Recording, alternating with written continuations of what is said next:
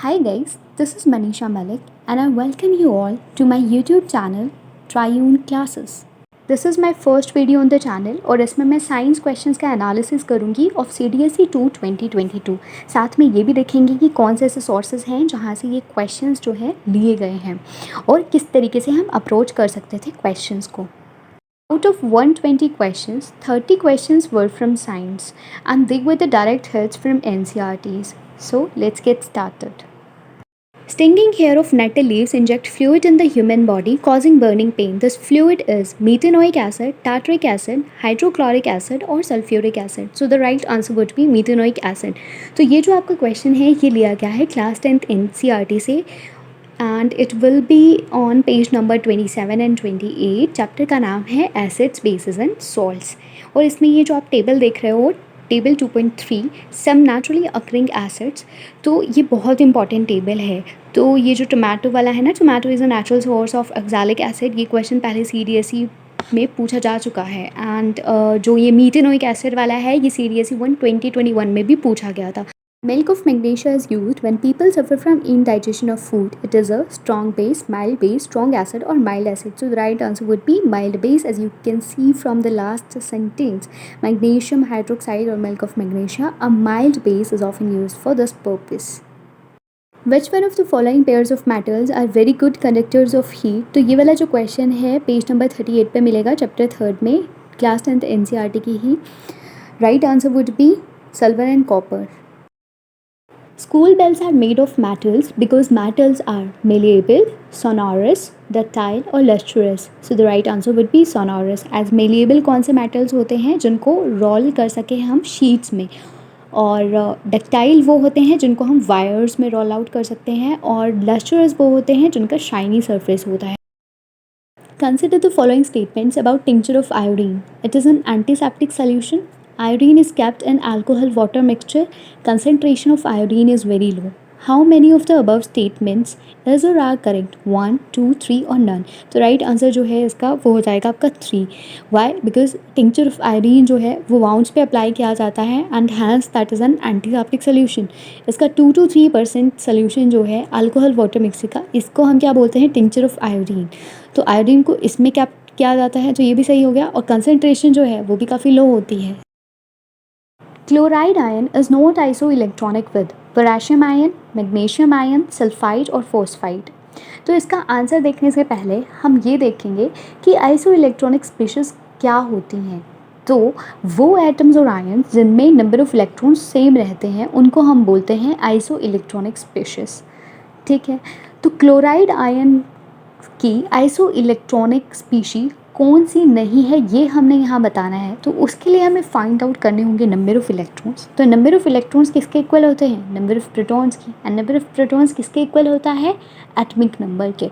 तो अब chloride ion का आइसो इलेक्ट्रॉनिक कौन नहीं है ये बताने के लिए हमें इनके नंबर ऑफ़ इलेक्ट्रॉन्स निकालने पड़ेंगे. Starting with chloride ion. Chlorine का एटमिक नंबर कितना होता है? 17. माइनस, ये जो माइनस चार्ज है ये क्या डिनोट कर रहा है? Gain of electron. तो +1 हो गया. तो कितने नंबर ऑफ इलेक्ट्रॉन्स हो गए? 18. पोटेशियम आयन का निकालते हैं. पोटेशियम पे जो चार्ज है वो कितना है? +1. +1 चार्ज है तो इसका मतलब क्या है कि लॉस ऑफ इलेक्ट्रॉन. और पोटेशियम का एटमिक नंबर कितना होता है? 19. तो 19 - 1 = 18 नंबर ऑफ इलेक्ट्रॉन्स आ गए. फिर हम देखते हैं मैग्नीशियम 2 पॉजिटिव का. इसमें चार्ज है +2 यानी कि लॉस ऑफ इलेक्ट्रॉन हो रहा है इसको. ठीक है, तो -2 हो जाएगा. और एटमिक जो नंबर है इसका कितना है? 12. तो नंबर ऑफ इलेक्ट्रॉन्स कितने आ गए? 10. तो बस आगे करने का ज़रूरत भी नहीं है हमें, यहीं से हमारा जो है क्वेश्चन सॉल्व हो गया है. बाकी आप देखना चाहे तो देख सकते हैं जो सल्फाइड और फॉस्फाइड आयन है उनमें भी कितने हैं? 18 नंबर ऑफ इलेक्ट्रॉन्स. कैसे? सल्फर का जो एटमिक नंबर है वो 16. तो -2 है तो मतलब 2 इलेक्ट्रॉन्स गेन हो रहे हैं, तो 18 नंबर ऑफ इलेक्ट्रॉन्स आ गए. इसी तरीके से जो फॉस्फाइड है उसमें आपका क्या है? फॉस्फरस का एटमिक नंबर है 15 और -3 चार्ज है, तो इसका मतलब क्या है कि +3 इलेक्ट्रॉन्स ऐड हो रहे हैं. तो 18 नंबर ऑफ इलेक्ट्रॉन्स हो गए. In plant cells, nucleus does not need a membrane, but chloroplast is surrounded by their own membrane. Nucleus and chloroplast are surrounded separately by their own membrane. Nucleus is surrounded by membrane, but chloroplast do not need membrane. Both nucleus and chloroplast are not surrounded by any membrane. तो आपको NCERT की lines में भी मिल जाएगा, या फिर diagram अगर आप अच्छे से करते हो तो भी आपको पता होगा कि जो न्यूक्लियस होता है प्लांट सेल्स में as well as animal cells में, वो क्या होता है, मेम्ब्रेन बाउंड होता है, एज वेल एज जो ऑर्गेनीज होती हैं वो भी क्या होती हैं, मेम्ब्रेन बाउंड होती हैं। जैसे कि जो प्लांट सेल्स में क्लोरोप्लास्ट होता है उसकी डबल मेम्ब्रेन होती है, तो जिसको क्या बोलते हैं हम, क्लोरोप्लास्ट एनवेलप कहते हैं। ठीक है, उसके बाद नेक्स्ट क्वेश्चन है that which one of the following statements about starch and glycogen is correct. Both starch and glycogen are found in the plant cells. Both starch and glycogen are found in animal cells. Starch is present in plant cells and glycogen is present in animal cells. Both starch and glycogen are present in the animal cells as well as plant cells. तो यहाँ पे जो इसका right answer रहेगा वो क्या रहेगा कि स्टार्च हमें जो है वो किस में मिलता है, प्लांट सेल्स में, क्योंकि जो ग्लूकोज होता है वो प्लांट सेल्स में in the form of starch present होता है और एनिमल सेल्स में in the form of glycogen present होता है।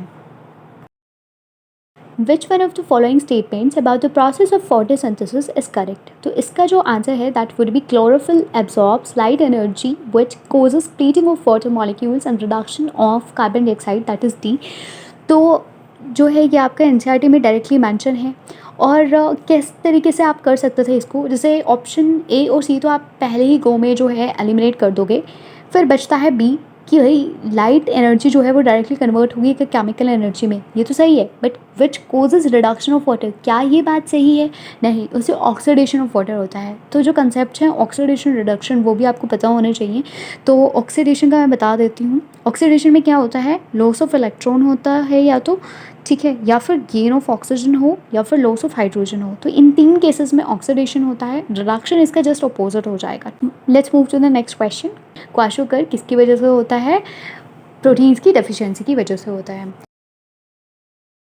Which one of the following pairs of enzymes do not work at acidic pH? तो इसका जो राइट आंसर है that would be trypsin and amylase. अब देखो इसको कैसे कर सकते थे क्वेश्चन को। अब पेप्सिन का सिर्फ आपको पता होना तो ये क्वेश्चन बहुत ईजी था। हाउ, पेप्सिन जो है ए बी और डी में है तो इसको हम एलिमिनेट कर देंगे, क्योंकि ये जो है हमारा गैस्ट्रिक एंजाइम होता है जो सिर्फ और सिर्फ एसिडिक मीडियम में ही एक्ट करता है। ठीक है, तो पेप्सिन क्या है, हमारा एसिडिक प्रोटीज है that catalyses the break down of the proteins into peptides in the stomach. तो हमारा आंसर क्या बच जाएगा, trypsin and amylase. Urea is produced by metabolism of proteins, carbohydrates, lipids, both proteins and carbohydrates. तो इसका answer हो जाएगा proteins. Deficiency of iron causes anaemia, ठीक है, ये तो सबको पता है। और जो ये टेबल है ना यार, टेबल 2.3 मतलब 6th क्लास की एनसीईआरटी में आपको देखने को मिलेगी, तो इसको बहुत अच्छे से कर लेना बिकॉज ये बहुत ज़्यादा इंपॉर्टेंट है, क्वेश्चंस बनते रहते हैं। If an object of mass 10 kg is moving with a uniform speed of 10 meter per second, then the linear momentum and the kinetic energy of the object respectively are. तो linear momentum किससे denote करते हैं, raw से। तो raw किसके equal होता है, mass into velocity, तो एम इंटू न्यू। ठीक है, फॉर्मूला लगा दो, आंसर कितना आ जाएगा, 100 न्यूटन पर सेकेंड। और सिमिलरली काइनेटिक एनर्जी के लिए क्या होता है हमारा formula, half m v square. ठीक है, तो कितना आ जाएगा, 500 जूल। तो आंसर क्या रहेगा हमारा, option A. An electrical circuit having combinations of resistances and capacitance is given below. The current flowing through the circuit will be. तो इसमें हमें 5 माइक्रोफराड का कैपेसिटेंस गिवन है, रेजिस्टेंसेस गिवन है और पोटेंशियल डिफरेंस गिवन है। तो कैसे करना है ये क्वेश्चन, देखो जो ये वाली ब्रांच है जहाँ से कैपेसिटर जो है कनेक्ट कर रखा है, तो स्टेडी स्टेट में क्या होगा, यहाँ से कोई भी करंट फ्लो नहीं करेगा। तो ये तो हो गया हमारा कैंसिल। उसके बाद ये जो 10 ओम है और ये वाले जो 10 ओम है ये क्या हो जाएंगे, सीरीज़ में आ जाएंगे। तो सीरीज़ में आ जाएंगे तो उसका फॉर्मूला आपको पता ही है।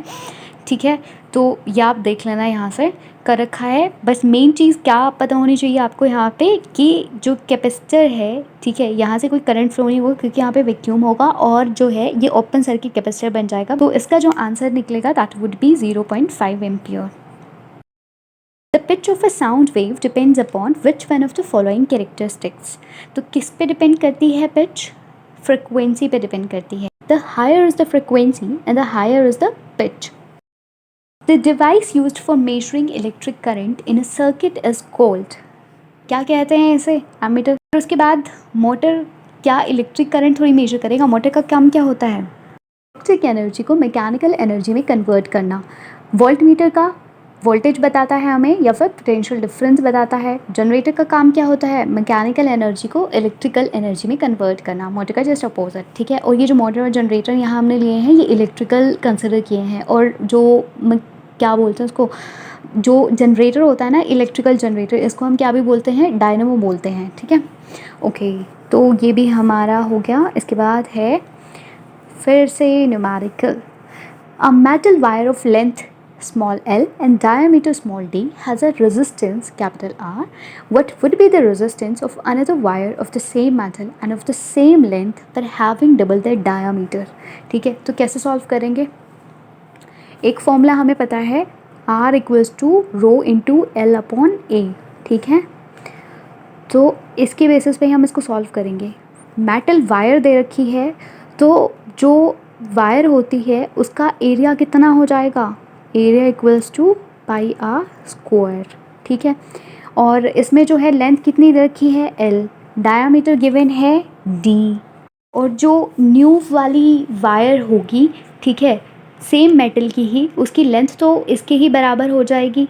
ठीक है, फर्स्ट वाले के, बट जो उसके डायमीटर है वो डबल हो जाएगा. ठीक है. तो जैसे मैंने ये सॉल्व कर रखा है, तो एरिया जो है वो कितना हो जाएगा दूसरी वाली वायर का? 4a. ठीक है. अब r डैश अपॉन r करके आंसर हमारा जो है वो कितना आ जाएगा? r upon 4. The atmosphere of plant Venus is made up of thick and yellowish clouds of chlorine, sulphuric acid, nitric acid और ब्रोमीन. तो किससे बना होता है? H2SO4 से. तो answer would be B. Next question.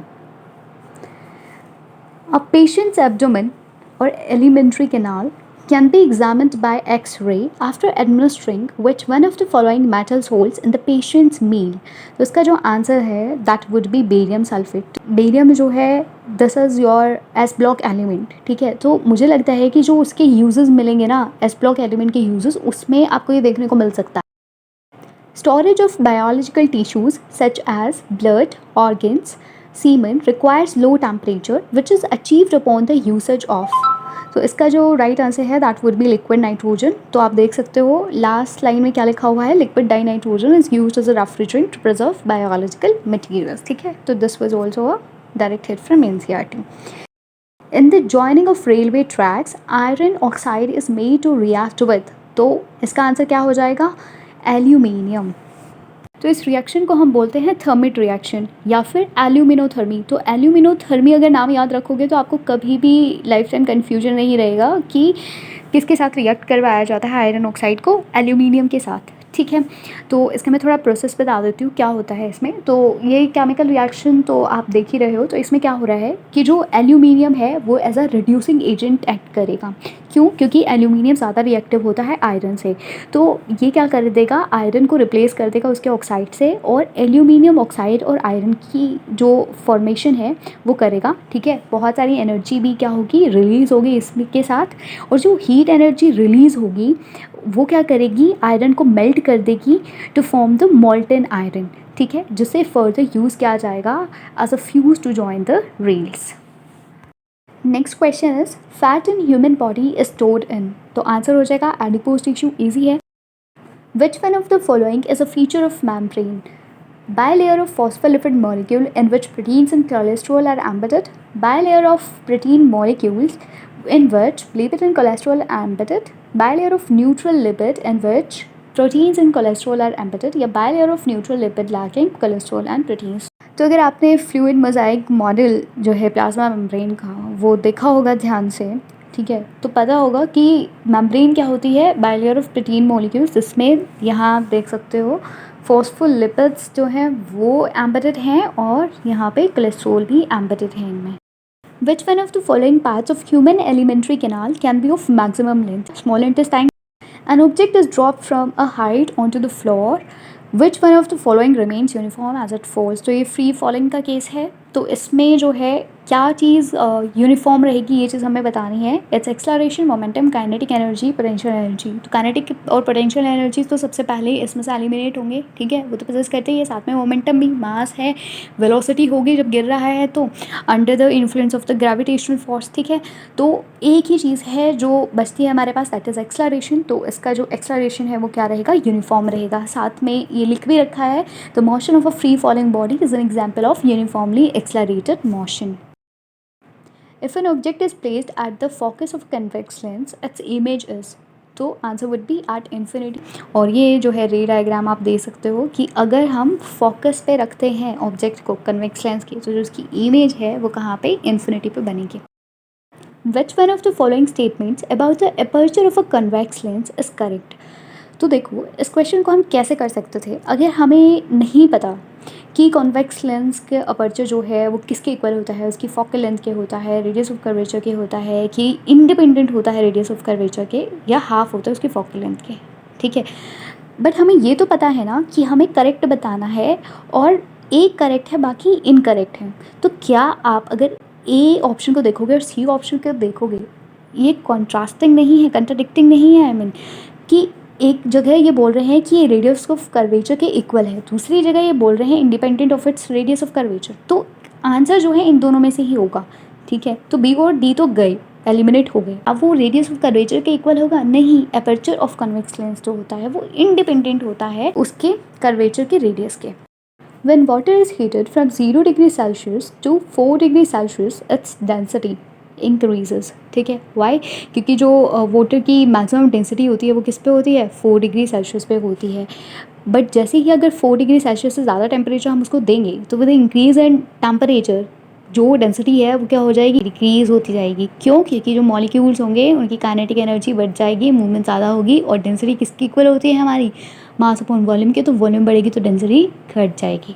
Now let's move to the next question, that is the acceleration due to gravity at the Earth's surface depends on its mass only, its radius only, both its mass and radius, either its mass or its radius. So it was an easy one. क्या हो जाएगा answer, both its mass and radius. And as you can see from the given formula here, that small g equals to g m upon r square. So that's it for today guys. आप अपना feedback दे सकते हैं in the comment section below. कोई queries हो वो पूछ सकते हैं, और वीडियो अच्छी लगी हो तो do share it with your friends also. मिलते हैं नेक्स्ट वीडियो के साथ। Till then take care, bye bye.